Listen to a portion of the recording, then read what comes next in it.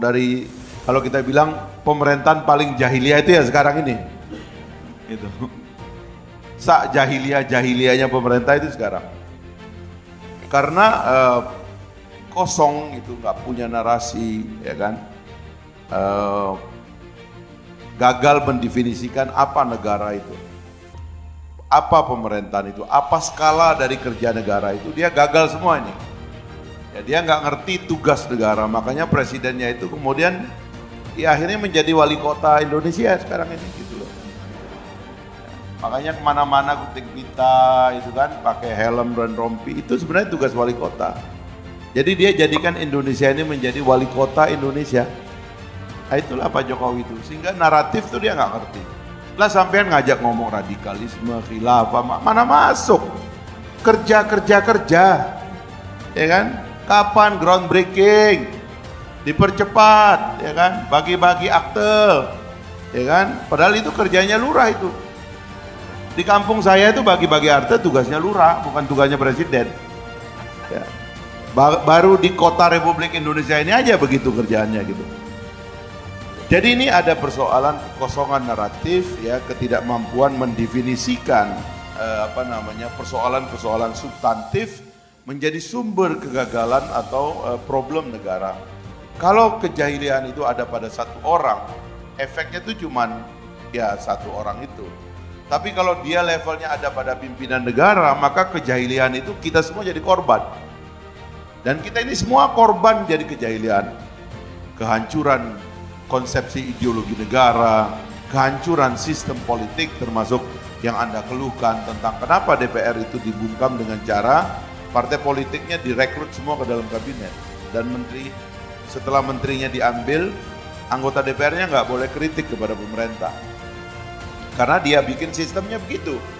Jadi pemerintah beranggapan bahwa kalau DPR itu nggak kritis, dia aman. Padahal di mana-mana, termasuk dalam tradisi Islam, kalau hizbah itu lemah, itu pasti pemerintahan korup dan durjana, zalim sebentar lagi muncul. Makanya saya sering mencontohkan bagaimana Khalifah Umar waktu dia diangkat sebagai khilafah, dia berpidato, ya kan, ikutilah aku kalau aku mengikuti Al-Quran dan Sunnah, dan luruskanlah aku kalau aku menyimpang dari Quran dan Sunnah. Lalu seorang perempuan dari sahabiat mengangkat pedangnya, mengatakan, aku akan luruskan Umar dengan pedang ini gitu. Sampai Umar bertetes air mata, karena kalau selama orang seperti ini ada, maka keadaan kita akan tetap terjaga. Kenapa ada musibah? Kenapa ada umat di zaman-zaman dahulu yang dihancurkan oleh Allah, dihantam tsunami, bumi terbuka, mereka diblangsakin ke dalam bumi? Itu karena hilangnya sudah sikap kritis. Sudah tidak ada yang amar ma'ruf nahi mungkar. Dan kita ini juga di era modern itu bisa terjadi kalau orang kritis ini mulai dibungkam seperti dibungkamnya kampus sekarang dengan label-label, ya bisa jadi Indonesia ini bisa tenggelam dan hilang. Oleh banyak kemungkinan, mungkin kalau sekarang karena sains sudah tinggi gitu ya, orang bisa menduga kapan terjadi gempa, kapan terjadi tsunami dan sebagainya. Tapi kalau kehancuran dalam definisi yang lain, perang saudara, ya kan, wabah, kehancuran dan sebagainya bisa saja terjadi gitu. Maka menegakkan amar ma'ruf nahi mungkar, seminar seperti ini dan kritik kepada negara adalah cara kita menjaga agar negara ini nggak hancur, agar musibah kolektif itu tidak datang gitu loh. Jadi itu posisi saya melihat pemerintah. Jadi terus kalau kita lacak, ini dari mana sih semua ini? Sekali lagi itu kekosongan naratif. Kalau dulu ya, termasuk di zaman Ibu Mega aja dulu, itu dia tahu karena dia ini bau-bau Soekarno-nya kan masih ada lah gitu ya. Padahal menurut saya ya PDIP itu dan Ibu Mega itu agak dikurangi bau Soekarno-nya ya, oleh mereka-mereka ini. Fakta bahwa Bung Karno itu adalah lahir dari tradisi Islam Sumatera, ya kan? Beliau punya mertua namanya Hasanuddin, ketua konsul Muhammadiyah Sumatera. Ya. Waktu beliau dibuang ke Bengkulu, beliau tinggal di rumahnya Hasanuddin. Hasanuddin itu punya anak namanya Bu Fatma. Kata kata Buya Hamka dalam buku Lembaga Hidup, salah satu ulama yang mempengaruhi Bung Karno adalah HR Sultan Mansur. guru Buya Hamka dulu di Tawalib. Sampai-sampai Buya Hamka mengatakan sering sekali kalimat-kalimat langsung dari HR Sultan Mansur dikutip oleh Bung Karno. Maka Bung Karno jadi paham agama karena selama beliau di Bengkulu, di situ beliau belajar. Nah, wajah Islam ini yang sekarang hilang ini, ya. Dari PDIP, mohon maaf aja. Ya. Karena itulah kemudian ada keinginan justru Pancasila aja itu mau direduksi keislamannya. Seolah-olah sila pertamanya bukan ketuhanan. Seolah-olah sila ketuhanan itu adalah sila terakhir. Jadi ini adalah, kalau dulu, itu tadi saya bilang zaman Ibu Mega masih ada Pak Taufik Kemas, bau-bau Islam Sumateranya masih kuat gitu ya. Itu ada oposisi terhadap narasi global. Bu Mega dulu melarang Ustaz Abu Bakar Ba'asyir itu diekstradisi ke Amerika Serikat. Mau dibawa ke Guantanamo. Di zaman Pak SBY kita nggak pernah ketemu kayak beginian. Sebab begitu kita ingatkan tentang demokrasi, Pak SBY itu sensitif. Makanya dia bikin partai namanya Partai Demokrat. Bertahan 10 tahun, kita nggak pernah ada konflik ideologi kayak gini. Teman-teman HTI aman-aman aja, apa masalahnya orang cuman mengajukan proposal. Ini loh ada proposal sistem pemerintahan namanya khilafah. Loh kalau orang boleh bicara kapitalisme, demokrasi, sosialisme, komunisme, masa orang nggak boleh bicara khilafah? Ini kan karena otaknya aja nggak beres kan, gitu loh. Jadi karena kosong otaknya itu gitu, karena kosong otaknya. Lalu kemudian tiba-tiba begitu Pak Jokowi masuk, dia juga bingung ini orang dari kota kan dia muter-muter begini nggak jelas. Datanglah orang ini, proposal di chapter terakhirnya pemerintahan George Bush dibawa kemari, war on terror itu. Gitu. Di sana udah nggak laku Pak, udah ditelanjangi tuh kelakuan FBI itu. Kalau teman-teman mau baca bukunya nanti di media umat itu dikupas itu. Temuannya wartawannya Washington Post itu, Trevor Aronson itu. Ini proyek Amerika cara dia memeras dunia. Udah Amerika itu tukang peras, ini presiden yang sekarang ini paling pinter merasnya. Itu negara Timur Tengah diperas semua sama dia. Saya kan ketemu dubes-dubes negara itu bagaimana mereka habis duitnya sekarang. Diadu domba, habis tegang karena nggak punya confidence, nggak punya kekuatan. Minta tolong Amerika, armadanya datang bayar, beli pesawat, beli senjata, pabrik senjata Amerika terus saja memproduksi mesin perang. Makanya Amerika sampai sekarang di zamannya Donald Trump ini tingkat unemployment terendah sepanjang sejarah Amerika. Orang Amerika ini confident banget dengan Donald Trump ini, making business, making America great again kata dia. Bikin bisnis, caranya apa? Dia peras itu orang-orang, semua kena peras.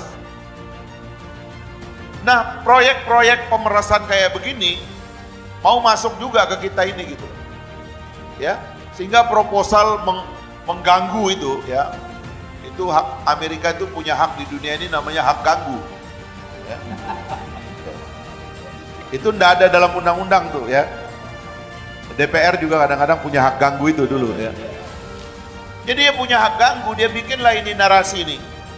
Yang radikal si Trevor Aronson dia buka, ternyata ini memang proyek making money, making unstable world. Karena unstable world itu, ya gini kan, Amerika polisi dunia. Kalau dunia aman, biaya pengamanan nggak ada. Ya gue bikin kacau aja biar biaya pengamanan datang. Nyetor orang-orang Pak. Kita aja orangnya dibego-begoin mau gitu. Ya, kata Trevor Aronson itu FBI merekrut 15.000 agent di Amerika saja. Dan di luar Amerika kata dia. Dari agen itu dia suruh ciptakan plot. Dan plot itu nanti diatur supaya masuk ke media secara baik. Plotnya bermacam-macam. Kalau orang itu gila misalnya, atau psikopat, atau orang gila, plotnya itu boleh sampai bunuh diri. Ya nama orang gila mati kan gak apa-apa Pak. Ya dalam logika dia. Atau kalau yang disparate ekonomi, levelnya itu apa yang mereka sebut sebagai Hollywood ending. Diatur supaya dramanya tegang, tapi orangnya nggak mati Pak. Macam-macam. Dan setiap plot yang berhasil di manufacture untuk menciptakan opini bahwa ada terorisme menyerang Amerika atau menyerang dunia, agennya dapat 100.000 US dollar. Sekarang itu sekitar 1,5 miliar. Dan orang-orang ini, orang-orang penyakit, orang-orang sakit, itu yang diteliti. Nggak ada jawaban dari FBI, dia yang bungkam sampai sekarang.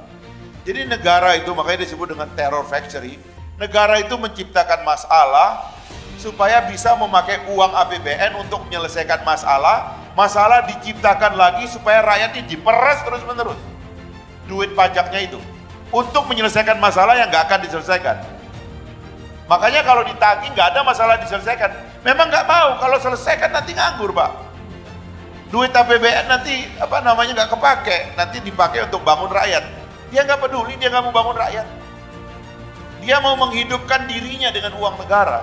Terror factory. Ya kita ini di trap dalam terror factory. Maka kemudian waktu narasi-narasi dikembangkan, kok bisa gitu, termasuk ada ulama-ulama yang bisa menyetujui. Kok bisa dia mengkriminalisasi kata syariah, kata khilafah, kata jihad, kata jamaah. Itu otaknya gimana itu gitu loh. Sebelum ada republik ini Pak, sebelum ada republik itu kata-kata yang menyelamatkan Indonesia. Dulu itu kalau kita ngusir penjajah Pak, nggak minta SK presiden Pak, nggak ada kepres. Mana ada orang mau jihad pakai kepres Pak? Biar dikasih ongkos juga nggak masuk surga, ngapain jihad nggak masuk surga? Lo jihad tuh pakai fatwa ulama. Lo kenapa sekarang fatwa ulama jadi masalah? Itu kan karena otak mini aja nggak sanggup memahami itu. Nggak belajar sejarah, nggak mengerti persoalan gitu. Maka gampanglah kita dihancurkan. Ya kan? Diadu domba dengan cara seperti itu. Ya kan? Interpretasi-interpretasi yang dibikin sempit. Dan saya mohon maaf ini terus-menerus kajiannya terus-menerus. Bagaimana membungkam kampus? Bilang paham radikal masuk kampus. Wah, nanti rektor-rektor bodoh itu berdiri dengan panduk. Kami kampus Pancasila. Otakmu di mana? Dari dulu juga kita Pancasila kok. Pancasila yang lahirkan ulama kok. Kok repot-repot gitu loh. Jadi itu bodohnya gitu loh. Dan ini mohon maaf ya, kebanyakan rektor-rektor kampus sekarang bodoh-bodoh Pak. Iya. Ini efek dari kejahilian tadi. Nah itu bahayanya kalau yang jahiliyah, yang bodoh itu pemimpin tertinggi. Ada tiran, ada ignoran Pak. Kalau tiran itu orang besar, orang berani. Bung Karno, gara-gara narasinya, pidatonya orang takut membantah. Itu bisa dibilang demagog. Ada tirani dalam kata-katanya, gak berani dibantah sama orang. Tapi kita lihat, memang dia jago Pak. Pak Harto, dia mampu memanage militer, organisasi negara, dia ciptakan. Orang gak berkutik sama dia. Memang ada orangnya, memang jago. Pak Harto tuh diem katanya. Tapi setelah ketemu orang tuh dia tata semuanya. Diam kita, 32 tahun dia berkuasa. Ini ada yang namanya ignoran Pak. Ignoran tuh bahasa Jawanya itu pelangap longo. Kalau orang tuh pelangap longo Pak ya, semua yang ngisi otaknya orang lain. Dan kebetulan yang di sekitarnya brengsek semua. Akhirnya isi otaknya itu jelek semua Pak. Nggak ngerti gitu loh.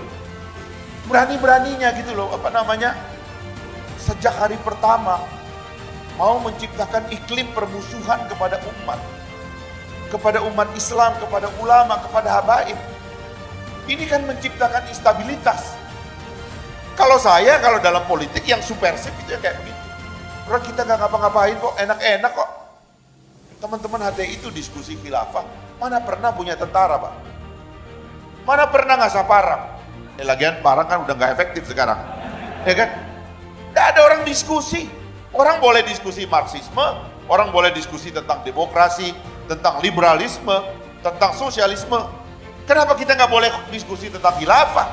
Lo orang negaranya pernah ada, sistemnya pernah ada kok. Sederhana amat ini soal. Panggil itu teman-teman HTI, panggil ke istana. Gimana alternatif kita? Jangan-jangan dari konsep khilafah ada yang baik nih. Biar kita rombak sistem ini. Kok riba ini kok kayak gini semua? Lo begitu dong. Kalau otak main enak Pak. Ini kalau otak nggak ada isinya susah. Nah ini, jadi kalau saya itu situasinya yang saya anggap berbahaya. Karena gini, makanya begini. Apa kesimpulannya lah sebagai pengantar? Menurut saya jangan nyerah Pak. Ya, kita nih jangan nyerah. Allah apa sih dunia ini? Yang bisa dia lakukan apa sih? Seperti kata Ibnu Taimiyah itu paling kalau di penjara ya kita tilawah dalam penjara. Kenapa? Orang memang sibuk kok. Kalau di luar ini kan terlalu banyak tamu. Apalagi grup WA sekarang, kebanyakan grup WA kita. Ya kan? Gak apa-apa. Ya, kalau diusir ya nggak ada lagi kan orang diusir sekarang, atau masukin kemana? Ya kita tempat kita untuk merenung, muhasabah, ya kan, takarruf. Ya, kenapa? Kalau dibunuh pun pertama jadwal pembunuhan tidak ada di tangan manusia, semua di tangan Allah. Jadi kita nggak usah takut apa nih orang-orang, lawan aja. Cuman tolong ya sekali ini kita kompak. Media umat ini namanya media umat, kalau bisa tuh ngewawancara tokoh-tokoh tuh ajak bersatu. Terutama yang masih bisa diajak mikir ini dikit. Belum kena uang proyek gitu ya. Kalau sudah kena uang proyek itu kan susah mikirnya. Ya ajak ngomong satu-satu, benyatu kita Pak. Akan ada proses politik elit yang tidak ideal, tapi tetap kita nggak boleh pecah. Menghadapi atau menghilangkan yang mudaratnya sudah jelas itu mesti kita lakukan gitu. Dan itu yang menurut saya tugas kita sekarang bersatu. Semoga yang hadir ini paling tidak anak-anak dari, karena ini semua kan yang jadi presiden ini juga orang Islam juga. Cuman ada yang otaknya lumayan gitu kan. Kayak profesornya harusnya ini jadi menteri nih kan, Menseknek di sekitar presiden. Kan enak itu kalau ngomongnya. Ya Baik, kan? Bang Mahfud. Kalau ada yang mentok di pemerintah, sebentar lagi bawa presiden, kita konsultasi dulu dengan HTI. Mereka begitu kan enak kan, apa masalahnya?